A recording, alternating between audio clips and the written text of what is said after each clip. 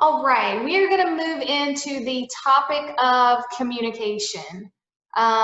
This topic could, not be, I place it second right under time management. And Miss Carrie, I'll let you start because from a learning coach and student, in the world, trying to communicate with others and your teacher in the online world, I think can be challenging. So what kind of you guys, face from that, or how have you done it successfully? Well, I agree with communication is key in the virtual world. It's important that when you're on this side of the program that you know that there are friends, that there are people that you can connect with. Those connections are vital. They're like lifelines. I mean, we wouldn't be here 9 years later if it weren't for the connections that we made. You do not want to do this by yourself. You don't have to. We are in a public school program, which implies we have people that we can work with that are there to support us. And we're going to be more successful as a team than if we try to do this on our own. So again, but keep in mind that we're limited in ways to communicate with our families at home. So emails are very important, class connects are very important, phone calls are very important. And as families, we need to make sure that we respect those channels of communication and respond to them so that we can build those relationships. Mm-hmm. I think, email is one of the main ways that we communicate for sure, everybody. Brittany and I, Ms. Morrocker, will be on a phone call a lot of times with the family, but for the most part, it's email.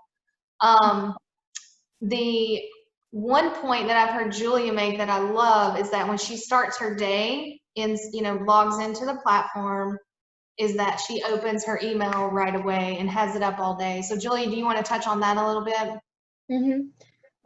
Email is, as we just mentioned, is very important in our virtual school.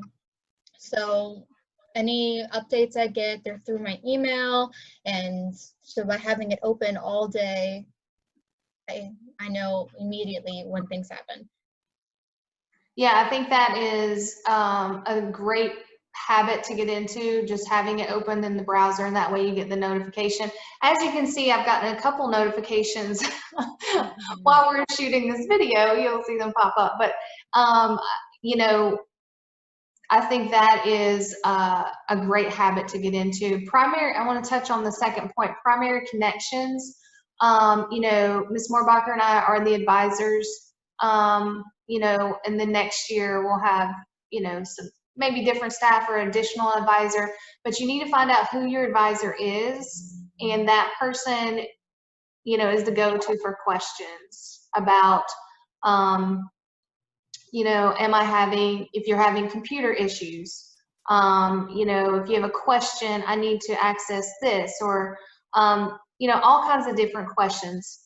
And the third point down when it says content teachers, I think if you're struggling in a subject, or you have content specific questions, it's best to go to your teacher. One of the things I think that is hard in a virtual environment is to reach out and ask for help.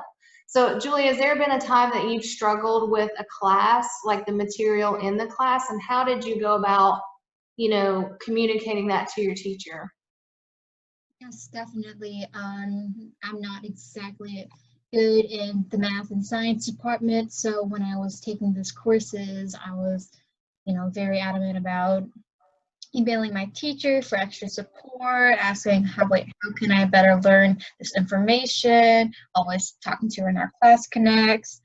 But when you're emailing your teacher, it's very important that you title your emails about that subject, because your teacher might be teaching more than one class. And if you email your teacher, please, I need help in my course, that's not going to be very helpful for your teachers. Like, okay, what course are you talking about?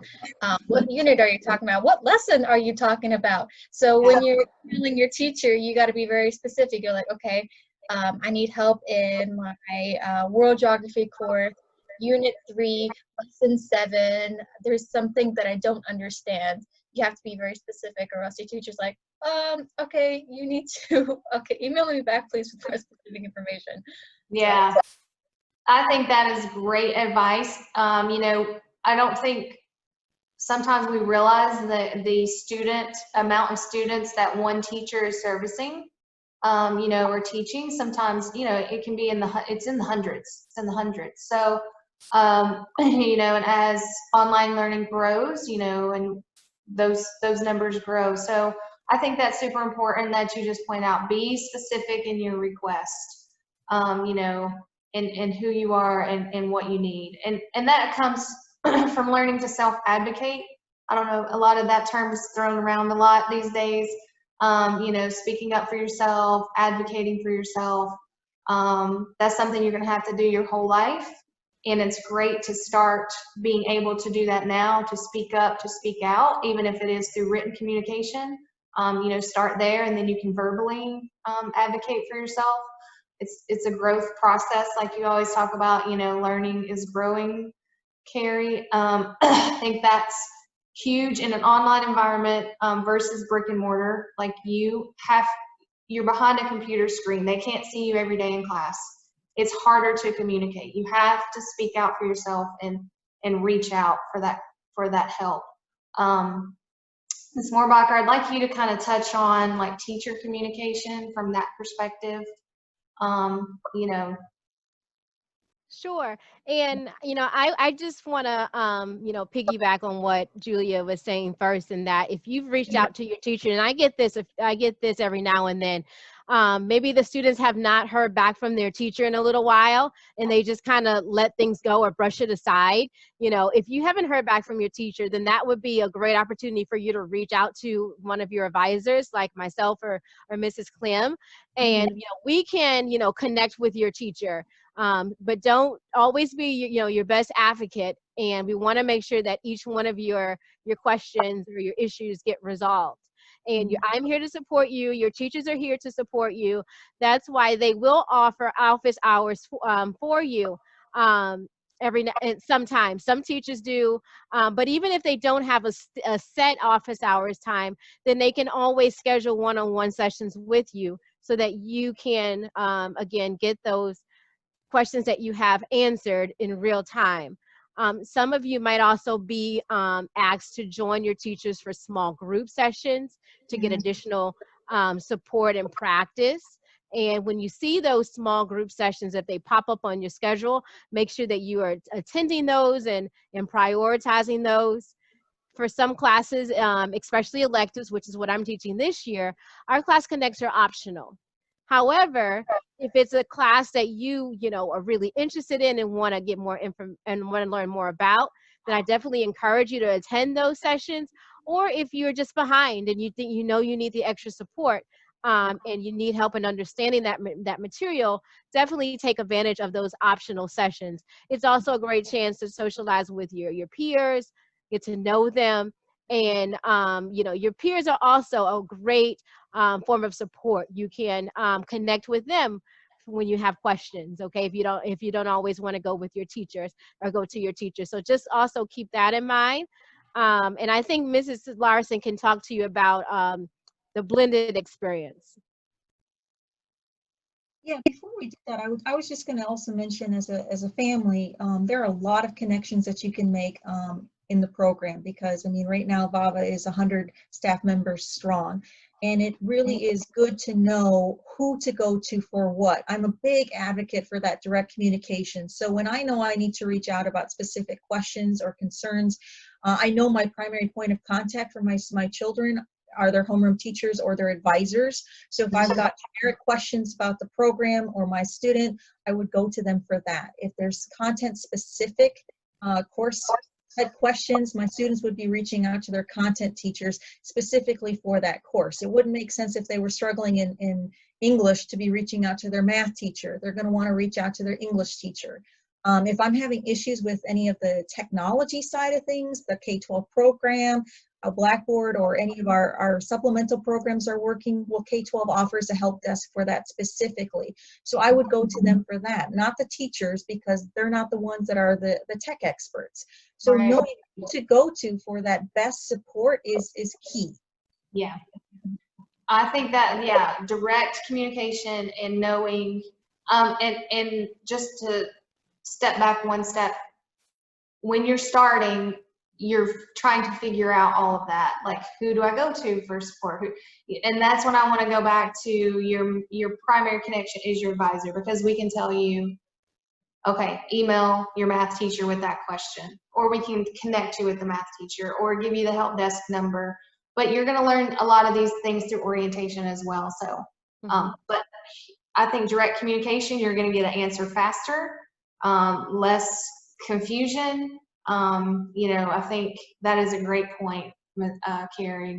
Direct communication with who you need to talk to. We definitely want to encourage connections Yeah. in this virtual environment, because we don't want people to be an entity unto themselves. We don't want you guys to be an island. So Yeah. we've got those connections with our staff, but we also want to build up our school spirit and our community connections. And BEST, or Blended Experience Schooling Together, is an opportunity for us to come together as a community to have those connections and engagement opportunities. They're meant to be an opportunity to support both a social and academic side of our schooling experience, so that we can have that encompassing experience. I think of BEST as we're here to engage, encourage, empower, enrich, enhance, and expand our community. So if you hear the name Miss Carrie and we're talking about VAVA's BEST, that would be what I'm personally trying to do, because I can tell you that the K-12 VAVA experience has been a true gift and blessing in my life, for my family, for 9 years. And it's my goal, personal mission and passion, to try to be able to provide that same blessing and gift for other families that choose to be in our program. And it is a choice. And we certainly want you to feel rewarded for your choice that you're making, and really see that VAVA difference that we can bring home with heart. It definitely is a choice. Yes, definitely is a choice. And when you do transition, sometimes, like you said, you can, I know families have expressed to me this year, I feel like I'm here trying to do this all alone. But that is not the case. There are connections, reach out for that help, reach out for, that, we have school outings, high school outings, go on that college campus tour, or, whatever the outing may be, go to the zoo. We have an outing last year was to the zoo, but like, try to make those connections so that, it is that full rounded, school experience. I think that's very important. We also have a family directory. I just want to speak to that really quick. It will be published every year. And I think that's published on the VAVA Cares website, right? It is. What we do is we list the learning coach's email address, the student's grade, and their first name. So it's not, it's protected information, but you would reach out to the learning coach to see if it's okay to reach out to the student directly. And that's how you establish those connections. But again, it's about having that balance and lots of opportunities to make those connections. So you've got the online connections with our social media, the website. You've got the direct who's in my area type connections with that family directory, so that you can, and again, it's something that families opt to participate in. So if families don't want to be in the family directory, we wouldn't share their information. Right. But it's a great way to connect. Yeah, outside of, being in an online classroom, you could form small study groups or something like that if you live in the same area. One thing that Ms. Moorbacher is very passionate about, and I think it's a great program, is the Student Leaders Program. And I know, Julia, you were part of that in your years with us. That has been, a great way for students to connect as well. She does sessions with them, live sessions. We have a monthly advisor help session where some of the student leaders have come in. And Ms. Moorbacher, if you kind of want to just talk about that real quickly, I think that's a great connection opportunity as well. Sure. Again, just thinking about the idea that support can come from your teachers, but also from your peers. You can learn a lot from your peers and establish relationships with your peers. So like Mrs. Clem was saying, our student leaders, they connect with, you know, incoming students and, you know, other students as well to provide those additional supports and mentorship opportunities so that you can be successful. There were a lot of student leaders, especially new freshmen, that I connected with student leaders, and they work together to establish their own peer tutoring schedules. So that's something, you know, that you can also have as an option. And just remember again to reach out if you have those questions. And I would also just add to, you know, while email is your primary form of communication with your teachers, if you're someone who would really like a phone call, it's okay to say that in your message to your teacher, like, can you call me about this? And while students, you know, our teachers, you know, they're working from home and they may have lots of things going on, they can pick up the phone and call you, and so can Mrs. Clem and I. We're on the phone a lot with our students. Yes. So, you know, feel free to let us know. And again, you know, these outings, the advisor sessions that you see on your schedule, these are, again, are great opportunities and ways for you to connect with the VAVA community. We're all in this together, and the more I think that you feel like you are a part of the VAVA community, the more successful you will be in the program. Yes. And I want to just touch back to one thing we did skip right there was announcements. Each of your classrooms will have a homepage, and teachers will post announcements there as well. So that is really important to check, you know, your classroom announcements every day. That's pertinent information from your teacher. We'll just kind of wrap up this communication with the two things at the bottom.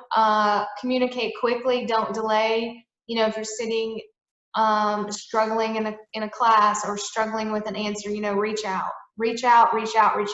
Over communicate.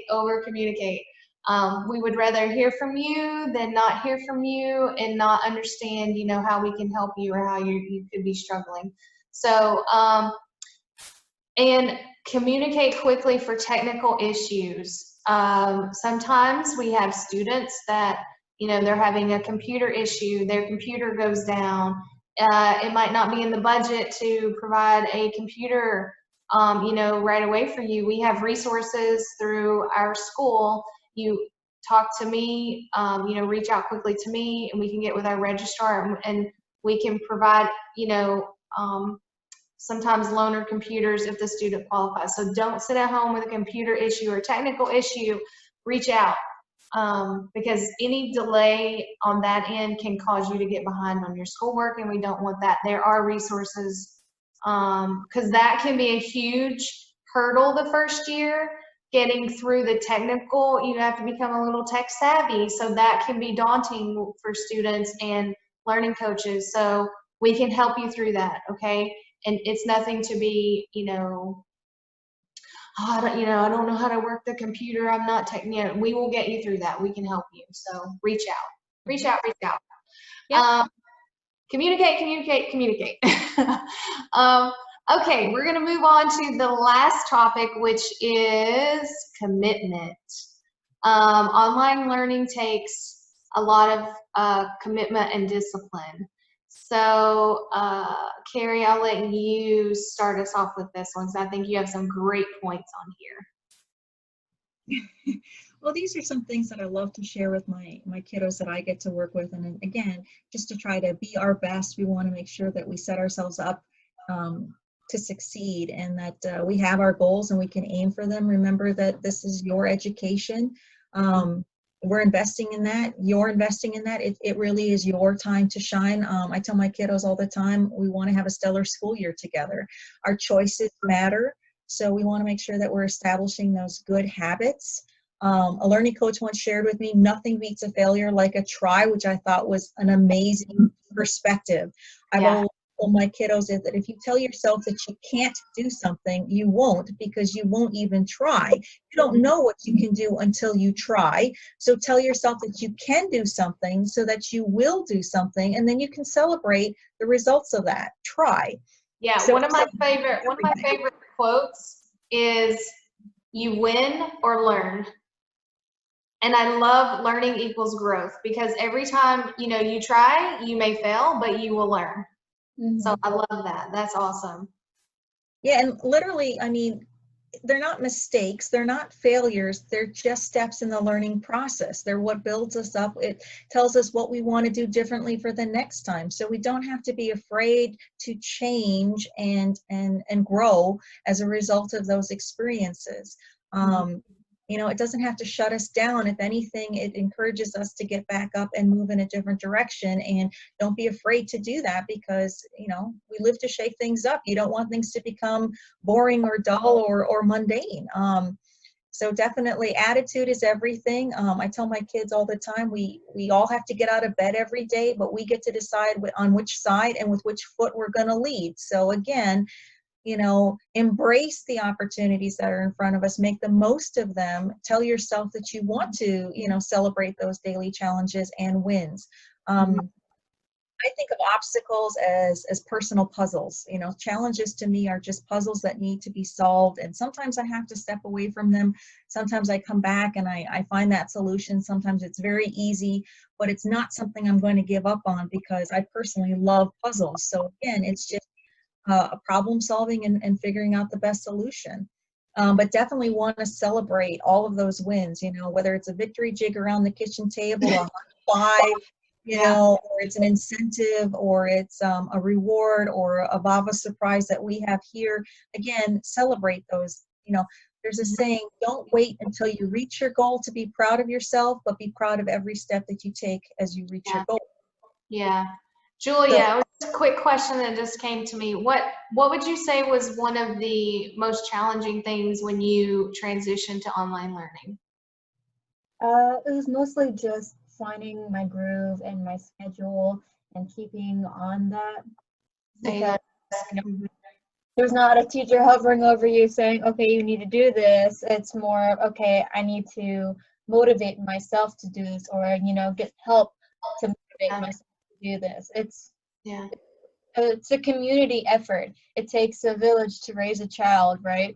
So, yeah, finding that discipline. Yeah, I love that. And I think Ms. Moorbacher made a great point with the peer student leaders and the peer, you know, connections. I think sometimes, you know, that can be stronger even than the teacher, you know, advisor connection, you know, having those peers that are going through the same thing with you, and like, you know, you all keeping each other accountable and sharing ideas, and you know, which leads us into staying connected, making it a team effort, and you are not alone.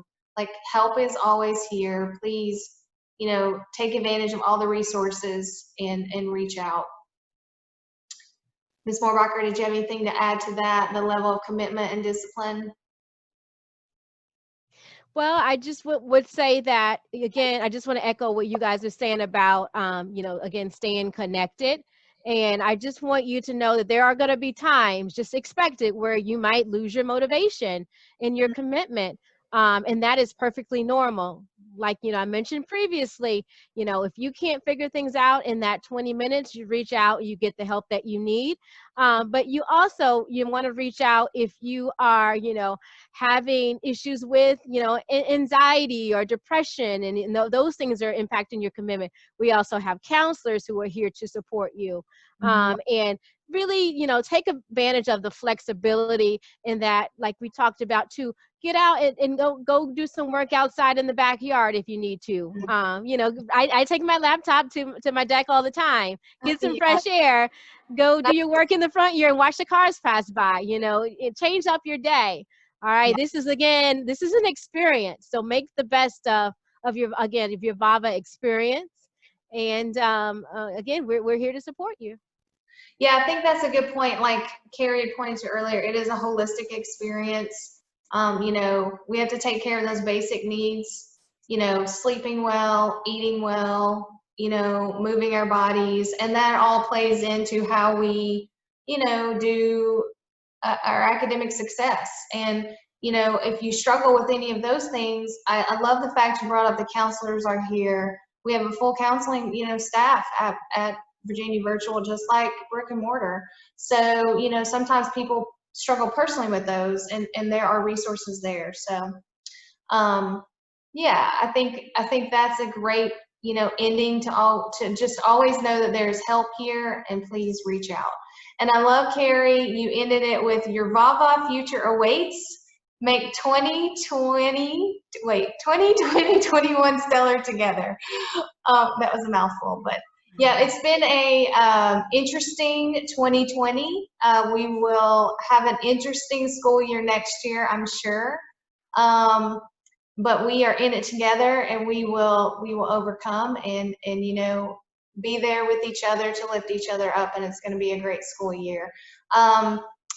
We thank you so much for being with us, Julia, and sharing your knowledge and wisdom and all the things that you have learned over the years, and passing that on to future students. And Carrie, for your work in VAVA, your work at home, you know, all the things that you have passed on to us today are very valuable. Stay tuned for, we're going to do a video with just from the learning coach perspective as well, where Carrie will take a deep dive into managing online students. That'll be coming shortly. We're also going to do a more technical online hands-on tutorial where Julia is going to get into the OMHS, the learning platform, you heard that earlier, and do like an OMHS tour to give you some tips on navigating that. So future videos to come, check those out.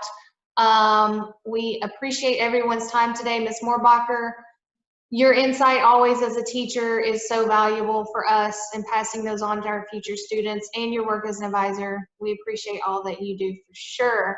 And you're my partner in crime, my team. Right. And we're going to end the session. This is our information. If you have more questions, this is Ms. Moorbacher's email, my name and email. So if you have more questions, let us know.